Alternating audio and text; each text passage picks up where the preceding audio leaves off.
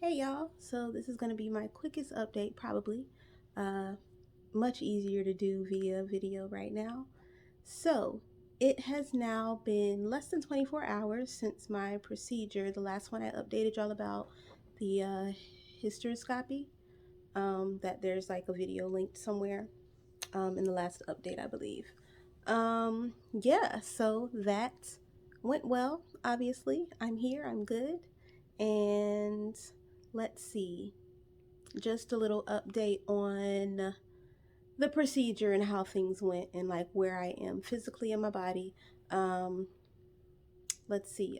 I am currently not on any medication, but I am still recovering from the medications.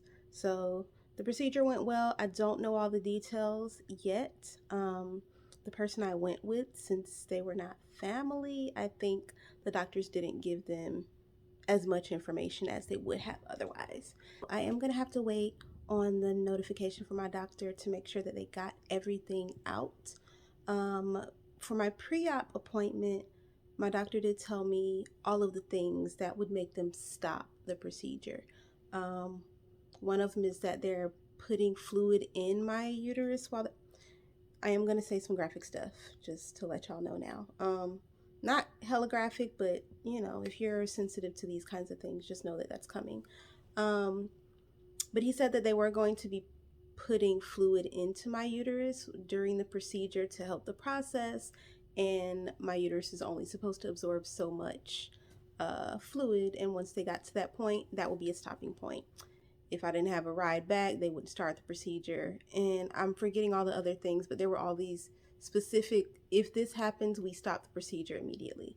Um, I have multiple, or had, I had multiple fibroids on the inner lining of my uterus.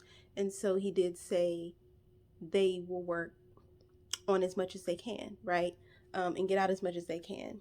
Um, My homie told me that the procedure was about 30 minutes, so that's also the max time that the doctor gave me. So I'm assuming everything is out.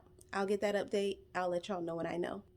Basically, the medications that I'm on right now, or that they put in me, yesterday, um, are going to give me bouts of amnesia. So that's great, and I've also recognized it. Um, but aside from that, what are my restrictions? Can't drive for 24 hours. I couldn't eat for a long time. The doctor told me before I left, or before I went under, I think, I can't eat until I pass gas. And he's like, no, no, no, it's fine. Like, most people pass gas before they even leave here. And I didn't eat for a long time, because basically what he says is that means that your digestive system is working, so you can go ahead and eat. Otherwise, anything you try to put in your body is going to come back up. So I was very, very careful, very diligent about just waiting. Um, but yeah, the other thing, eating, driving. Oh, I can't take any baths or soaks for 7 days, only showers. And the other thing, which is not necessarily restriction, but um, there will be spotting, which I think is an understatement. Again, graphic stuff, just letting y'all know. But yeah, I'm not bleeding, but like it's definitely a step up from spotting. Um, so that's gonna go on. I think that's supposed to be 24 to 48 hours as well. And after that, things will be fine. Also gonna be crampy for about 48 hours.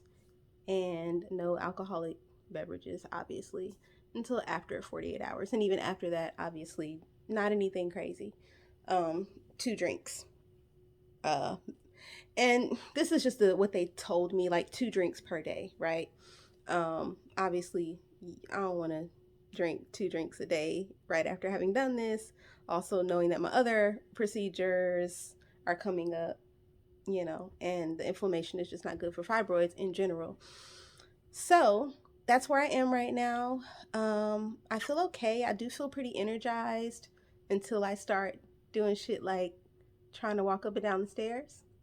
So my physical capacity is still a little low for today, but I think I'm in a good place. And I think that's the updates as far as the procedures and things and where I am based on what happened yesterday.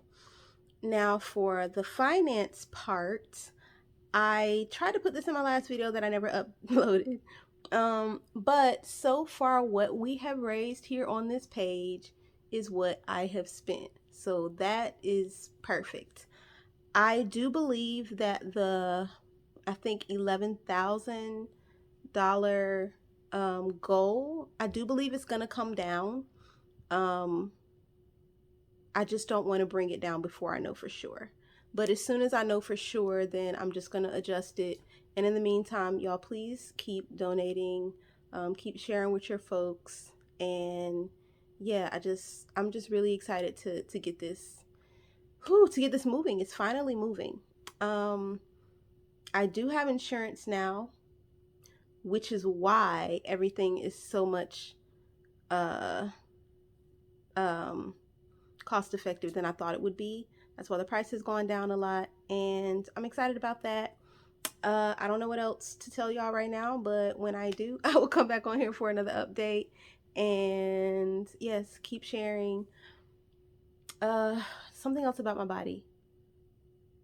I'm still crampy, still very crampy. But not terribly. So I think that's gonna go away soon. But if anybody has questions, if you are anticipating any of these procedures, or you are interested in like what the side effects, or thinking about any of these things, hit me up if you know how. If you don't, just find me on social media. My name is on the page somewhere. And just, yeah, it's been helpful for me to talk to people who have had these things done, and I really appreciate that a lot. And I now have a little bit of experience too, so I can tell you some things to expect as well. um yeah, and that's about it. What I will say, my sister, who's had 3 kids, said that my recovery from this non-invasive procedure is like I just had a baby. So that's something to note.